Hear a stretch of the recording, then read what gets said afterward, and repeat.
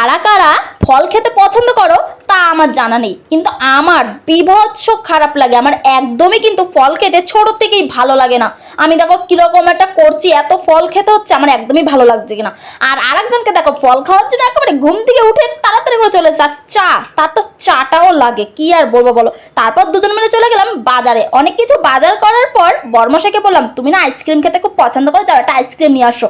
তারপর বাড়ি এসে দেখো কাণ্ড, আইসক্রিম এনে সেই কি লাফা ঝাঁপি, কত খুশি, মানে কত আনন্দ। ও আজকে আইসক্রিম এনেছে, তোমাদেরকে দেখাচ্ছি কি আইসক্রিম। এই দেখো ফেলুদা আইসক্রিম এনেছে, তাও আমাকে হার্ট অ্যাটাক দেওয়ার মতন অবস্থা জানো।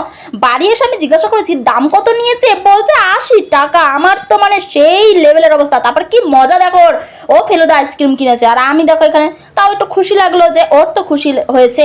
তারপর দেখো চকম চকম করে পুরো ফেলুদা আইসক্রিমটা খেয়ে নিল, আর আমি তো খেতে পারবো না, কারণ আমি একটু এখন অসুস্থ। তাই টাটা বাই বাই।